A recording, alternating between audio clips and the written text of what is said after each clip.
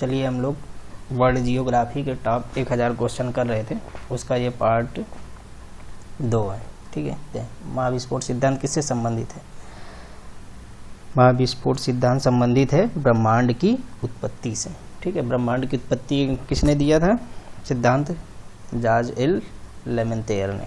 ठीक है, महाद्वीपीय विस्थापन सिद्धांत के बारे में मैं बता चुका हूँ पिछले अपने वीडियो में। क्या था? 1912 में वेगनर महोदय ने दिया था, जिसमें महाद्वीपों के विस्थापन के संदर्भ में बात बताई गई थी। ठीक है, तो नेक्स्ट क्वेश्चन अब देखते हैं आगे वाला। आकाश गंगा वर्गीकृत की जाती है। आकाश गंगा मतलब हम लोग की जो गैलेक्सीज है, ठीक है, उसका नाम है आकाश गंगा या मिल्की वे गैलेक्सीज, मंदाकिनी, नाम अलग अलग नाम है। आकाश गंगा वर्गीकृत की जाती है किसमें? ये देखिए, आप फिगर देख लीजिए क्या है, तो ये क्या होगा? सर्पिलाकार। ठीक है, ये फैक्ट है। तारे का रंग सूचक होता है। तारा रंग किसका सूचक होता है? ताप का। जैसे क्या तारा, जैसे सूरज एक तारा है, ठीक है, तो उसका अपना एक तारे का अलग एक अपना तापमान होता है। ठीक है, बाकी ग्रहों का खुद का तापमान नहीं होता, वो सूरज की रोशनी पड़ने के बाद वो चमकते हैं। ठीक है, तो तारा आप लोगों को पता है पहले गैस के फॉर्म में होता है, ठीक है, छोटा, फिर धीरे धीरे ठंडा होता है, लिक्विड होता है, फिर उसके बाद सॉलिड होता है। ठीक है, तो ये क्या हो जाएगा इस क्वेश्चन का आंसर? तारे का रंग सूचक है, ये सूर्य से दूरी मार दिया हूँ। ठीक है, ये होगा आंसर इसका, उसके ताप का। ठीक है, चलिए, कृष्ण छिद्र सिद्धांत को प्रतिपादित किया था। किसने किया था? ब्लैक होल किसने सिद्धांत दिया था? आप लोगों को पता होना चाहिए। इसके लिए आंसर होगा एस चंद्रशेखर।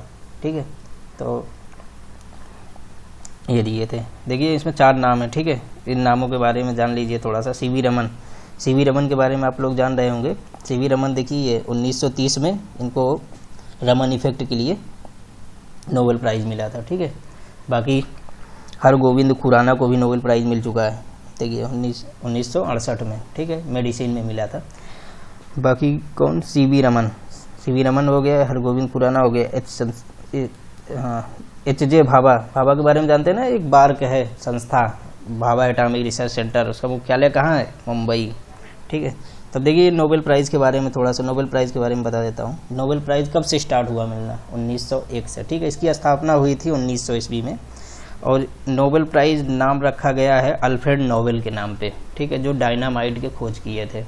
और आप लोगों को पता होगा कि नोबेल प्राइज़ 2 देशों द्वारा दिया जाता है, एक स्वीडिश एकेडमी, दूसरा नॉर्वे। ठीक है, जो शांति का नोबेल होता है, पीस प्राइज़, उसको नॉर्वे देता है। बाकी और जो है 6 क्षेत्रों में मिलता है, आप लोगों को पता होगा 6 क्षेत्रों में नोबेल पुरस्कार मिलता है, तो बाकी स्वीडिश एकेडमी सब देता है। ठीक है, इकोनॉमिक्स में पहले नहीं मिलता था, बाद में इकोनॉमिक्स को ऐड कर लिया गया। तो बस इतना है नोबेल प्राइज़ में। ठीक है, आगे देखें तो इस क्वेश्चन का आंसर क्या होगा? ब्लैक छिद्र सिद्धांत किससे संबंधित है? किसने दिया था? एच चंद्रशेखर ने।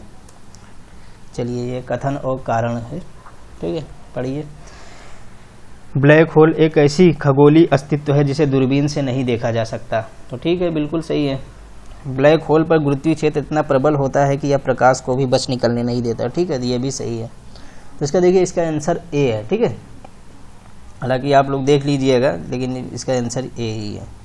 और मुझे तो पता नहीं क्यों ऐसा लग रहा है कि बी होना चाहिए, लेकिन है इसका आंसर। ठीक है, ए। चलिए आगे देख। प्रकाश वर्ष इकाई है, किसकी इकाई है? दूरी की। ठीक है, प्रकाश वर्ष होता है लाइट की स्पीड। अगर 1 साल में लाइट की स्पीड जितनी दूर चली जाती है उसको प्रकाश वर्ष बोलते हैं। ठीक है, इससे भी बड़ी इकाई अगर मैं पूछूं प्रकाश वर्ष से, तो आप लोग बताइए क्या होती है? पारसेक होती है।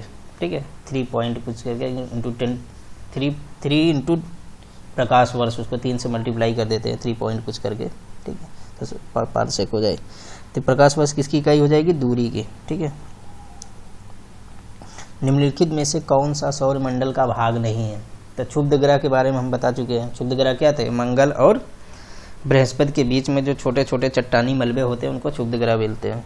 धूमकेतु के बारे में बता चुका हूँ। धूमकेतु क्या होते हैं? जो एक ग्रह, एक मतलब गैसों का एक पुंज होता है, जो थोड़ी देर के लिए प्रकाश उस पर पड़ता है तो चमकता है और हमको दिखाई देता है। ठीक है, ग्रह के बारे में जानते हैं जिनका खुद का तापमान नहीं होता। ठीक है, और ये लगभग 8 है। 8 ग्रह पृथ्वी के बारे में जो नोन है, बुध, शुक्र, पृथ्वी, मंगल, बृहस्पति, शनि, अरुण, वरुण, ठीक है ऐसे। तो ना निहारिका जो है, निहारिका सौरमंडल का पार्ट नहीं है, ठीक है। तो इसका आंसर क्या हो जाएगा, निहारिका सौरमंडल का भाग नहीं है। हमारे सौर परिवार के संदर्भ में निम्नलिखित में से कौन सा कथन सही है, बताइए। हमारे सौर परिवार में सभी ग्रहों में पृथ्वी सघनतम है, बिल्कुल सही है। जितने भी ग्रह हैं ना, सबसे ज़्यादा घनत्व पृथ्वी का किसका है, पृथ्वी का है। पृथ्वी का औसत घनत्व कितना है, 5.5, ठीक है। और जानते हैं हम लोग जैसे पृथ्वी से नीचे जाते हैं, ठीक है, केंद्र की तरफ, घनत्व क्या होगी, बढ़ती जाएगी, डेंसिटी बढ़ती जाएगी। अवसादी चट्टानें आती है ऊपर सबसे, जिसका 2.7 होता है, ठीक है। उसके बाद नीचे जाएंगे, लगभग केंद्र जो कोर है, जो सॉलिड स्टेट में है, ठीक है। ये सॉलिड स्टेट हमने बताया पहले वाले में कि किस लिए था, अत्यधिक ताप और दाब के कारण हो जाता है ये सॉलिड, ठीक है। तो इसका 13.5 होता है डेंसिटी, तो बढ़ता जाता है, ठीक है। दूसरा ऑप्शन है पृथ्वी के संगठन में मुख्य तत्व सिलिका है, ये एकदम गलत। मुख्य तत्व कौन है, 46, आप लोग जानते होंगे 46% आता है ऑक्सीजन पृथ्वी के सरफेस पे, फिर उसके बाद 27% सिलिका, फिर उसके बाद आता है एल्युमिनियम, फिर आता है आयरन, ठीक है। और हम ये बता चुके हैं पहले कि जब अगर पूरे पृथ्वी के भूगर्भ की बात होगी तब ये आयरन ऊपर आ जाएगा एल्युमिनियम से, ठीक है,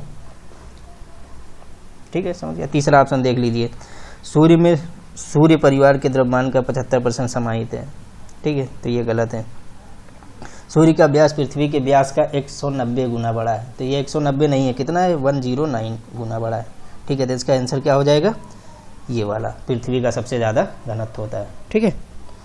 इससे आप लोगों को और थोड़ा मतलब नॉलेज बढ़ती जाएगी धीरे धीरे। हालांकि मैं 1000 क्वेश्चन में धीरे धीरे आप लोगों को रटवा भी दूंगा चीज़ें, ठीक है। तो बस थोड़ा पेशेंस से देखना पड़ेगा वीडियो, बाकी आप लोग देखिए फिर बताइएगा। सूर्य से दूरी के क्रम में निम्नलिखित में से कौन से दो ग्रह मंगल और यूरेनस के बीच में हैं, तो आप देख लीजिए, फिगर आपके सामने है। ये क्या है, बुध है, ये क्या है, शुक्र है, पृथ्वी है, मंगल है, जुपिटर है, शनि है, यूरेनस है, ठीक है। तो यूरेनस और मंगल के बीच में कौन सा, ये है मंगल और ये है यूरेनस, तो ये क्या आ जाएगा, सैटरडे और जुपिटर आ जाएंगे, ठीक है। शनि और बृहस्पति, तो इसका आंसर क्या होगा, शनि और बृहस्पति, ठीक है। तो इसके बारे में मैं और पहले बता चुका हूँ कि इसमें मैंने बताया था, आप लोग को याद होगा पहले वाले वीडियो में, कि दो ग्रह हैं जो एंटी क्लॉकवाइज घूमते हैं, बाकी 7 ग्रह जो हैं, ये 6 ग्रह प्लूटो को हटा दें तो क्लॉकवाइज घूमते हैं, ठीक है, घड़ी की सुई के विपरीत। और इसमें भोर का तारा, सांझ का तारा, सबसे ज़्यादा चमकीला ग्रह कौन है, शुक्र है, जिसका एक भी उपग्रह नहीं है, ठीक है। उसके बाद पृथ्वी को क्या बोलते हैं, नीला ग्रह। बृहस्पति को सबसे बड़ा ग्रह बृहस्पति है, ठीक है। तो ये सब मैं पहले वाले बता चुका हूँ।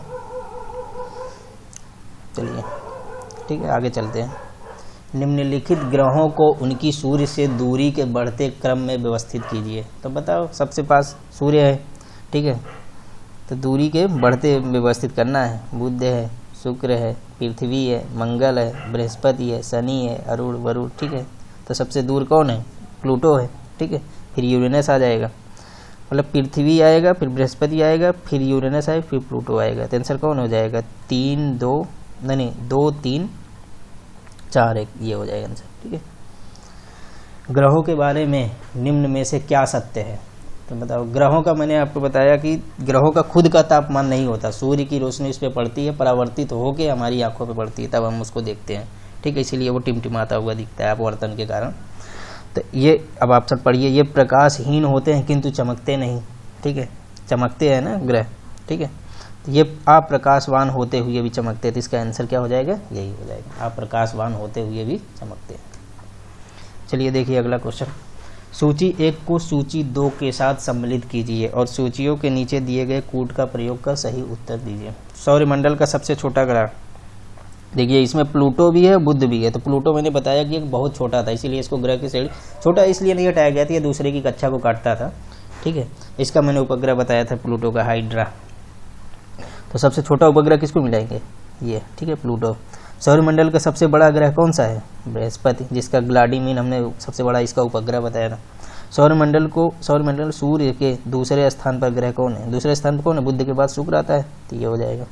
सूर्य से निकटतम ग्रह सबसे निकट कौन है, बुध है, ठीक है, सबसे पास में, तो इसको मिला दीजिए और क्या। अब देख लीजिए, सौरमंडल का सबसे छोटा ग्रह किस पे मिलाएंगे, प्लूटो, मतलब इसमें। तो ये चौथा है, ए का 4 बी का 3, ठीक है, तो ये वाला आंसर हो जाएगा। ठीक है, आगे चलते हैं।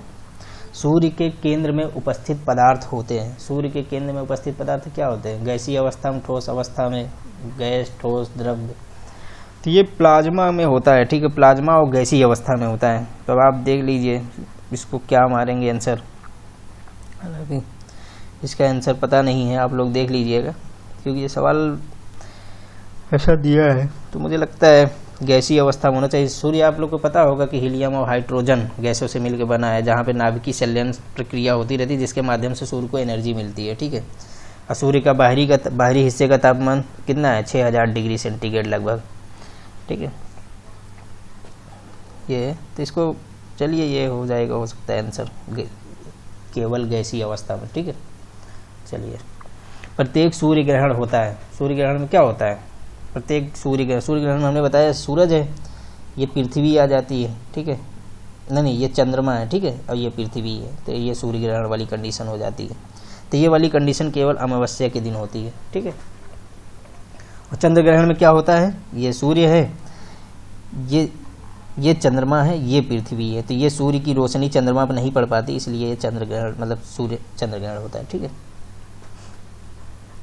सूर्य ग्रहण कब होता है, देखिए वही क्वेश्चन आ गया कि पृथ्वी, हमने बताया नहीं, पृथ्वी और सूर्य के बीच में चंद्रमा आ जाता है। ठीक है, तो ये चंद्रमा है, तो आ गया, तो ये सूर्य की कुछ छाया काली पड़ जाती, नहीं दिखाई देता। ठीक है, तो यही होगा। सूर्य जब चंद्रमा और पृथ्वी के बीच में आ जाता है, गलत। पृथ्वी जब सूर्य और चंद्रमा के बीच में आ जाती है, ठीक है, गलत। जब चंद्रमा सूर्य और पृथ्वी के बीच में आ जाता है, ठीक है, ये हो जाएगा सूर्य ग्रहण। सूर्य पृथ्वी से कितनी दूरी पर स्थित है, तो ये आप याद रख लीजिए, लगभग 150 मिलियन किलोमीटर है। ठीक है, मतलब 1.5 करोड़ किलोमीटर दूरी है इसे। और पृथ्वी सूर्य का प्रकाश पृथ्वी पर आने में कितना समय लगता है, सूर्य का प्रकाश पृथ्वी पे आने पे लगभग 8.3 मिनट का समय लगता है। ठीक है, और मैं पहले वाले वीडियो में बता चुका हूँ, चंद्रमा से पृथ्वी पे आने में कितना समय लगता है लाइट को, 1.3, ठीक है, सेकेंड में आ जाता है। ठीक है, लाइट की स्पीड जानते हैं, 3 × 10⁸, 3 लाख किलोमीटर प्रति सेकंड। ठीक है, तो उसी से आप निकाल लेंगे।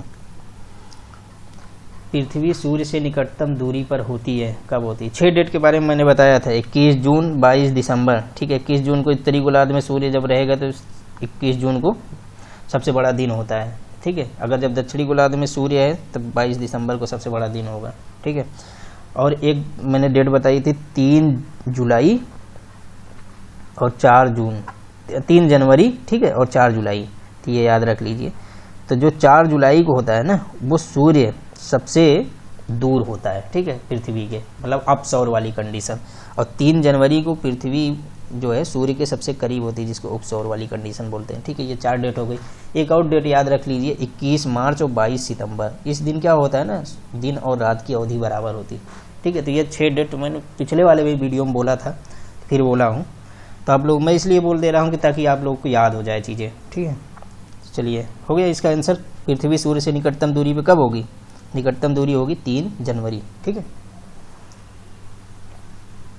चलिए देखिए क्वेश्चन, निम्नलिखित में से कौन सा ग्रह सबसे कम समय में सूर्य का चक्कर लगाएगा, तो सबसे कम समय में कौन लगाएगा, बुध लगाएगा, क्योंकि सबसे पास है, तो गुरुत्वाकर्षण बल सबसे ज़्यादा इसी पे लगेगा सूर्य का, तो ये बहुत तेज़ी से मूव करेगा।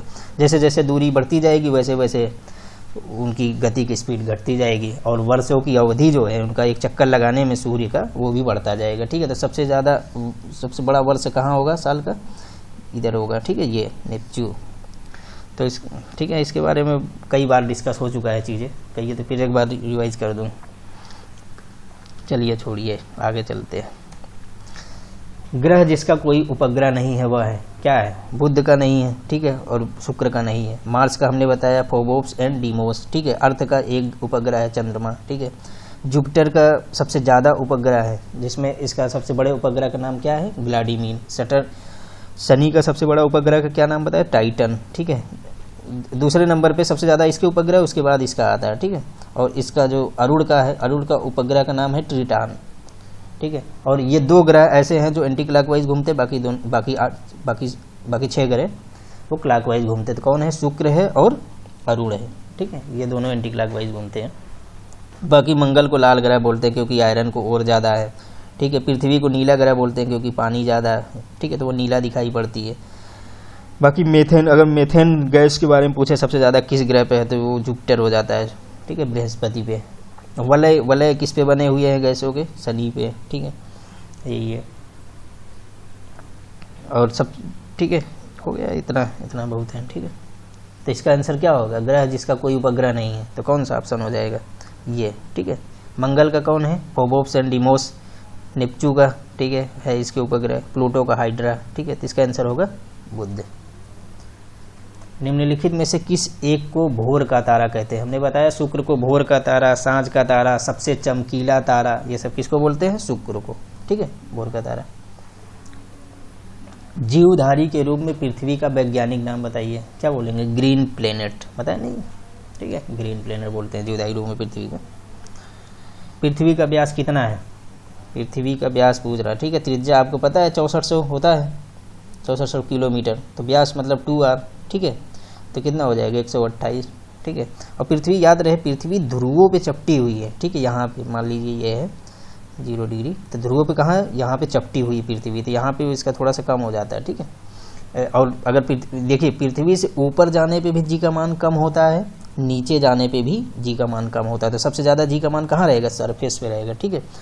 और पृथ्वी पे जो है ना, ध्रुवों पे जी का मान सबसे ज़्यादा होता है। ध्रुवों से जिससे जैसे नीचे आते हैं हम 0 डिग्री के आसपास, वो जी का मान बढ़ता जाता है, ठीक है। इसका आंसर क्या मारेंगे? वैसे ये है, ठीक है, एग्जैक्ट इतना नहीं होता, थोड़ा बहुत बढ़ चढ़ के होगा, बढ़ घट के, लेकिन ये मोस्ट प्रोबेबल आंसर है, तो इसको मार लेंगे, ठीक है। आंसर, पृथ्वी को सूर्य की परिक्रमा करने में लगते हैं लगभग कितना लगता है? 365.25 दिन लगते हैं, ठीक है। यही 4 साल में एक हो जाएगा, ठीक है, तो ये एक्स्ट्रा दिन हो जाएगा 366, जो हर 4 साल बाद एक लीप ईयर आता नहीं, जिसमें फरवरी 29 की हो जाती है, ठीक है, तो वो यही वजह से, ठीक है। 365.25 दिन में चक्कर लगाता है सूर्य। और चंद्रमा कितना पृथ्वी के दिन में लगाता है? 29 दिन कुछ मिनट में लगाता है, ठीक है।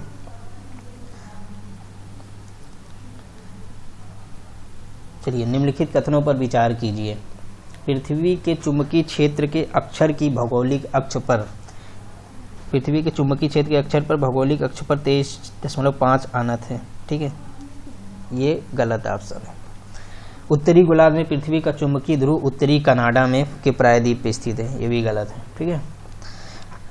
पृथ्वी के चुंबकीय विषुवत रेखा दक्षिणी भारत में थुम्बा से गुजरती है, ये, अरे नहीं सॉरी, ये सही है, ठीक है, ये सही है। ये जो है ना विषुवती रेखा दक्षिण भारत के इलेक्ट्रोमैग्नेटिक वेव यहीं से गुजरती है, थुम्बा, इसीलिए थुम्बा में, जो थुम्बा कहाँ है? केरल में, ठीक है। यहीं पे विक्रम साराभाई स्पेस सेंटर पहली बार लगाया गया था, ठीक है, विक्रम साराभाई स्पेस सेंटर, जहाँ से रॉकेट वगैरह प्रक्षेपित किए जाते हैं।